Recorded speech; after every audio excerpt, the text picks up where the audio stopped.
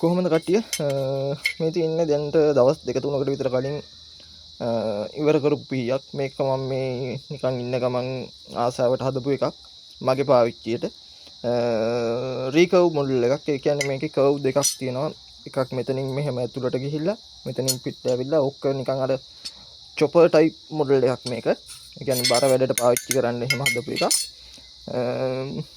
මේක ෆිනිෂින් එක ගැන කතා කරනවා නම් මේකේ ෆිනිෂින් එක බ්‍රූට් දි වෝජ් ෆිනිෂින් එක. ඔකට ඉංග්‍රීසියෙන් කියන්නේ රෆ් ෆිනිෂින් කියලාත් කියනවා, බ්ලැක් ස්මිතින් ෆිනිෂින් කියලාත් කියනවා. ජපන් වලින් ගත්තොත් මට මතක විදිහට කිව්රෝච් ෆිනිෂින් කියලාත් කියනවා.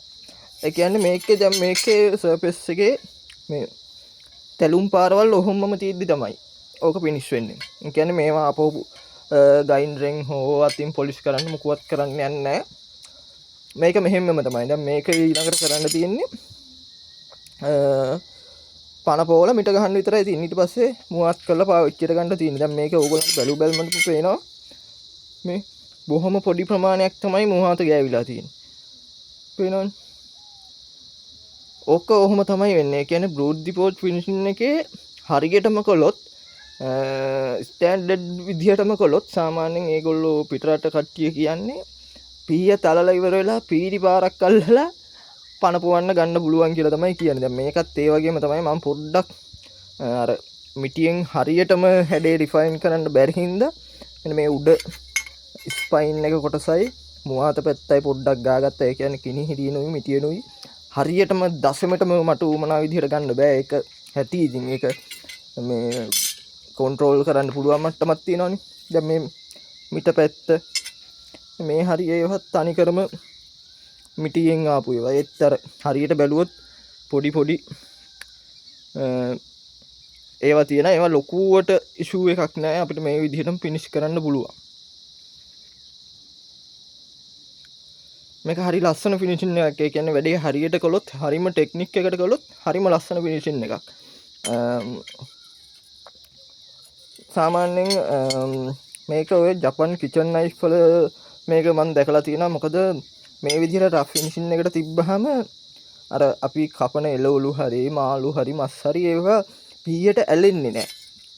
අන්න ඒකයි මේ ෆිනිෂින් එකේ තියෙන වාසිය. අනිත් එක මලකඩ කෑමත් බොහෝ දුරට අඩු වෙනවා. මොකද දැන් මේ තියෙන්නේ ඔක්සයිඩ් ලේයර් එකක් නේ.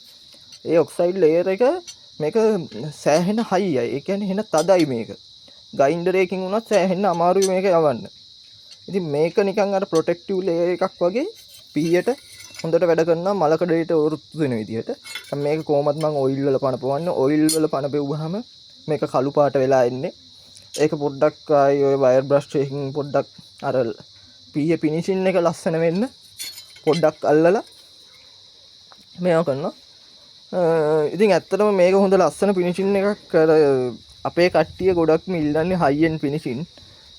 එක්කෝ සතින් ෆිනිෂින් එක හරි නැත්නම් මිරර් ෆිනිෂින් එක හරි ඔන්න ඔහොම තමයි ඉල්ලන්නේ. ඒනට මේකේ වටිනාකම දන්නේ එක්කෙනා මේකම තමයි හොයන්නේ. ඒකත් මෙන්න මේ විදිහට හැම මුවාත පුළුවන්ම තරම් තලලා ඔය විදිහට කරන්න පුළුවන් නම් දැන් ඇත්තටම මේක පීරි ගාලා ගන්න පුළුවන් මට්ටමේ පිහියක්. හැබැයි මම පීරි ඒ කියන්නේ මට පීරි ගගා ඉන්න වෙලාවක් නැති හින්දා තමයි මම මේ ගයින්ඩරෙන් අල්ලලා තියෙන්නේ. පීරි ගන්න ගියොත් සාමාන්‍යයෙන් පැයක් එකමාරක් විතර වගේ යනවා. ගයින්ඩරෙන් ඇල්ලුවාම විනාඩි 10ක විතර වගේ වැඩක් තිබ්බේ මේකේ. දැන් ඊළඟට කරන්න තියෙන්නේ මෙතනින් ඩ්‍රිල් කරලා ඒ කියන්නේ පින් රිවට් පින් දාන්න මේක ඩ්‍රිල් කරලා පණ පොවන්න තියෙන්නේ. පණ පොවලා මිට ගහලා පාවිච්චිට ගන්න තියෙන්නේ.